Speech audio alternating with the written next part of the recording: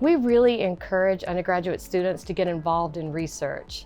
It helps set them apart for either their next career or moving on to graduate school. Research provides you the chance to really dig in and understand what's happening around you, to ask questions, then to try and identify ways to answer those questions. Undergraduate research is a really great opportunity for our students and one that's very easy to get involved with. We have an undergraduate research symposium, so they invite students to come out that are interested in doing undergraduate research, get to meet some of the professors that are looking for an undergraduate research fellow and get to know them, get plugged in, and ultimately get working on some research.